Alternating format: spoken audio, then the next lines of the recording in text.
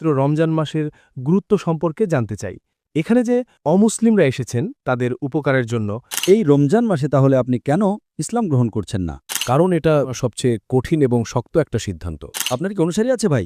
না, আমার কোনো অনুসারী নেই। তাহলে আপনি কি হারাবেন? এই প্রভাকরণ, আমি একজন সুপারভাইজার হিসেবে কাজ করছি। প্রথমত আমি জানতে চাই, বেশিরভাগ ধর্মেই একটা সাধারণ কথা প্রচলিত আছে যে যে কেউ ঈশ্বরের কথাগুলো ধর্মীয়ভাবে সে স্বর্গে যাবে, আর না মানলে নরকে যাবে। এই বিষয়টা বিবেচনায় নিয়ে আমি জানতে চাই বিচার দিবসে অমুসলিমদের অবস্থা কি হবে। দ্বিতীয়ত, আমি পবিত্র রমজান গুরুত্ব সম্পর্কে জানতে চাই। এখানে যে অমুসলিমরা এসেছেন তাদের উপকারের জন্য, এবং সবশেষে আমি বলতে চাই, আমার জীবনে আমি যেটুকু সামান্য করেছি তা থেকে আমি জোর দিয়ে বলতে পারি, ইসলামই একমাত্র ধর্ম যার পরিষ্কার সঠিক তাত্ত্বিক জ্ঞান আছে, যা কিনা যৌক্তিক উদাহরণ যুক্তি দ্বারা সমর্থিত। ভাই ৩টি প্রশ্ন করেছেন অথবা ৩টি মন্তব্য করেছেন। প্রথম প্রশ্নটি ছিল, সব ধর্মই বলে যে আপনি যদি ঈশ্বরের আদেশগুলো বিশ্বাস না করেন তবে আপনি নরকে যাবেন। বিচার দিবসে অমুসলিমদের কি হবে? স্যার ভাই, যেমনটা আমি আগে উল্লেখ করেছি, কোরআন সূরা নিসার ৪ নম্বর অধ্যায়ের ৪৮ নম্বর আয়াতে এবং সূরা নিসার ৪ নম্বর অধ্যায়ের ১১৬ নম্বর আয়াতে বলছে, চান তিনি যে কোনো গুনাহ ক্ষমা করতে পারেন, কিন্তু শিরকের গুনাহ অর্থাৎ ঈশ্বরের সাথে কাউকে শরিক করা তিনি কখনোই ক্ষমা করবেন না। কোনো ব্যক্তি অমুসলিম হিসেবে মারা যায় এবং সে অন্যদের শরিক করে, সে মিথ্যা উপাস্যদের বিশ্বাস করে, সে মূর্তি পূজা করে, সে কখনোই স্বর্গে যাবে না, বাধ্যতামূলক যাবে। স্বর্গে যেতে হলে আপনাকে এক ঈশ্বরে বিশ্বাস করতে হবে, শুধুমাত্র তারই ইবাদত করতে হবে এবং তার আদেশগুলো মেনে চলতে হবে। আপনার দ্বিতীয় প্রশ্নের ব্যাপারে মুসলিমদের জন্য রমজান মাসের উপকারিতা কি? কোরআন সূরা বাকারার ২ নম্বর অধ্যায়ের ১৮৩ নম্বর আয়াতে বলছে, রোজা তোমাদের জন্য বিধান করা হয়েছে, যা হয়েছিল তোমাদের পূর্ববর্তীদের জন্য, যাতে তোমরা আত্মসংযম শিখতে পারো। আমরা রোজা রাখি কারণ এতে আমাদের তাকওয়া বাড়ে, আমাদের খোদাভীতি বাড়ে, আমাদের পরহেজগারিতা। এবং সূরা বাকারার ২ নম্বর অধ্যায়ের ১৮৫ নম্বর আয়াতে বলা হয়েছে, রমজান হল সেই মাস যেই মাসে কুরআন নাজিল হয়েছিল সমগ্র মানবজাতির জন্য নির্দেশ হিসেবে, সত্য ও মিথ্যার পার্থক্যকারী মানদণ্ড হিসেবে। রমজান হল এই মাস যেই মাসে মহিমান্বিত কোরআন শেষ এবং চূড়ান্ত আসমানি কিতাব করা হয়েছিল শেষ এবং চূড়ান্ত নবী মুহাম্মদ সাল্লাল্লাহু সাল্লামের উপর। এবং কোরআন বলছে, এই কোরআন মানবজাতির জন্য পথনির্দেশ, শুধুমাত্র মুসলমানদের জন্য নয়, সমগ্র মানবজাতির জন্য, এবং এটা সত্য ও মিথ্যার পার্থক্যকারী মানদণ্ড। তাহলে এই রমজান মাস এটা কিভাবে অমুসলিমদের উপকার করে? এতে কোরআন নাজিল হয়েছে সমগ্র পথনির্দেশ হিসেবে মুসলিম এবং অমুসলিম সবার জন্য। তাছাড়াও প্রিয় নবী মুহাম্মদ সাল্লাল্লাহু আলাইহি ওয়াসাল্লাম বলেছেন, রমজান হলো সেই মাস যে মাসে শয়তানদের বন্দী করে রাখা হয়, জান্নাতের দরজাগুলো খোলা থাকে এবং জাহান্নামের দরজাগুলো বন্ধ থাকে। তার মানে হলো আপনার ভালো কাজ করার সম্ভাবনা বেশি থাকে। একজন মানুষ কাজ করে, তার খারাপ কাজ করার সম্ভাবনা কমে যায়। যতদূর অমুসলিমদের কথা, ইসলামের বার্তা অমুসলিমদের হৃদয়ে খুব ভালোভাবে পৌঁছাতে পারে, কারণ ইবলিসরা বন্দী থাকে। তাই অমুসলিমদের ইসলাম গ্রহণ করার সম্ভাবনা বেশি থাকে, তার ইসলামের কাছাকাছি আসার সম্ভাবনাও বেশি থাকে। আপনি বিশ্বাস করেন যে ওদের তাত্ত্বিক বিষয় আছে এবং এটি যুক্তি ও লজিক দ্বারা সমর্থিত। তাই যখন আপনি একমত যে ইসলামের নিয়মকানুন আছে যা যুক্তি ও লজিক দিয়ে সমর্থিত। আচ্ছা, আমার প্রশ্ন, এই রমজান মাসে তাহলে আপনি কেন ইসলাম গ্রহণ করছেন না? এটা ইসলাম গ্রহণ করার প্রশ্ন নয়। আসলে আমি সব ধর্মকেই গ্রহণ করি, প্রতিটি ধর্ম যেসব ভালো কথা, তাই আমার কোনো ভাই আপনি বলছেন আপনি সব ধর্মের সব ভালো জিনিসে বিশ্বাস করেন, তার মানে কিছু ধর্মে কিছু খারাপ জিনিসও আছে, ঠিক তো?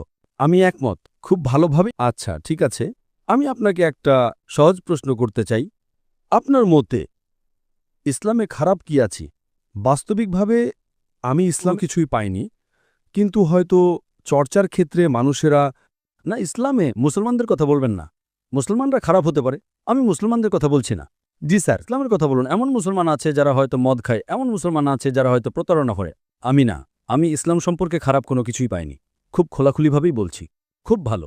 এখন আপনি আমাকে বললেন আপনি সব ধর্মের ভালো জিনিসগুলো নেন, আপনি এও জানেন যে অন্য ধর্মগুলোতে খারাপ জিনিসও আছে, এবং আপনি এটাও বললেন যে ইসলামে আপনি খারাপ কোনো কিছু জানেন না।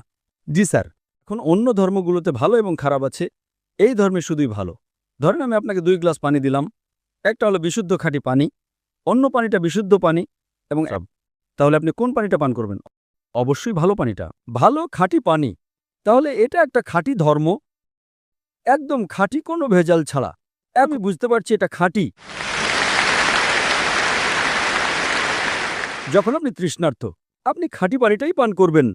না না, আমি বিশ্বাস করি এটা পান করব না, এটার কোনো মানে হয় না।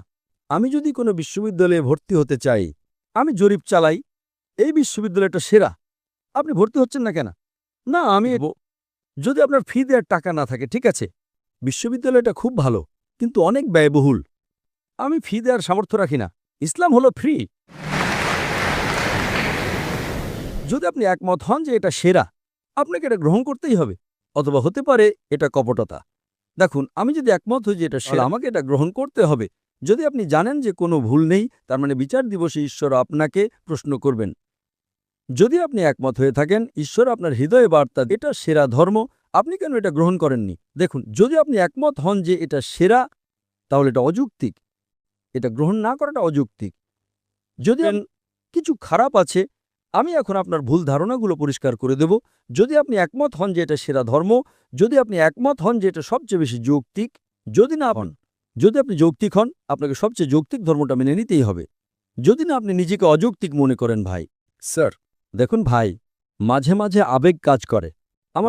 আমার বাবা কি বলবেন, সমাজ কি বলবে, মুসলমান, তাই এই জিনিসগুলো হয়তো আপনাকে গ্রহণ করা থেকে আটকে রাখছে। আমি একমত, এটা কঠিন, সহজ নয় ভাই। কিন্তু যদি আপনি যৌক্তিক হন, আপনি যদি বিজ্ঞান মনস্ক হন, আপনাকে যেটা সেরা সেটা গ্রহণ করতে হবে। তাই আমি বলি, কেউ যদি আমাকে প্রমাণ করে ইসলামের চেয়ে ভালো কোনো ধর্ম আছে, আমি সেটা গ্রহণ করব।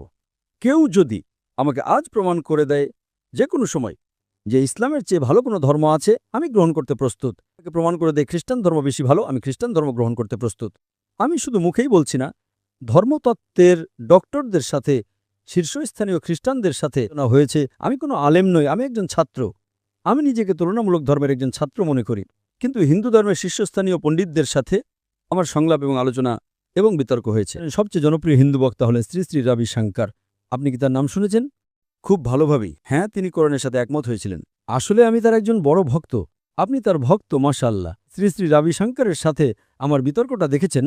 না, আমি দেখিনি। তাহলে আপনার নায়কের সাথে বিতর্কটা আপনার দেখা উচিত। হ্যাঁ, শ্রী শ্রী রবি শঙ্কর নিশ্চয়ই। এবং তুলনার এই ছাত্রের সাথে ইনশাআল্লাহ। যদি আমি সুযোগ পাই, অবশ্যই। হ্যাঁ, এবং যেহেতু আপনি একমত, এমনকি তিনিও একমত হয়েছিলেন যে ঈশ্বরের কোনো প্রতিমূর্তি নেই, তিনি কোরআনের সত্যতা মেনে নিয়েছিলেন।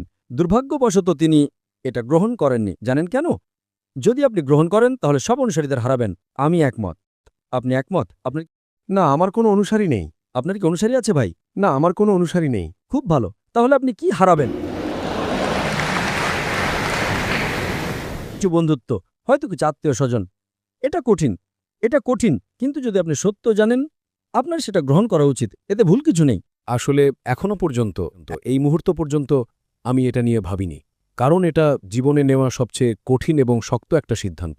আজ এই রমজান মাসে চিন্তা করুন। আপনি আমাকে জিজ্ঞেস করেছিলেন এটা কিভাবে অমুসলিম। এটা অমুসলিমদের উপকার করে সত্যের দিকে তাদের হৃদয় খুলে দেওয়ার মাধ্যমে। তাই আমি আপনাকে অনুরোধ করব এটা নিয়ে ভাবতে। আজ না হলেও আপনার হাতে এখনো 3 সপ্তাহ, রমজান মাস শেষ হওয়া পর্যন্ত আপনার হাতে আরও 2-1 সপ্তাহ আছে।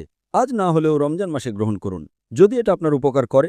এবং ইনশাআল্লাহ, ইনশাআল্লাহ বলতে পারি যে ইনশাআল্লাহ, যদি আপনি ইসলাম গ্রহণ করেন, আপনার আগের সব গুনাহ মাফ করে দেওয়া হবে 100%।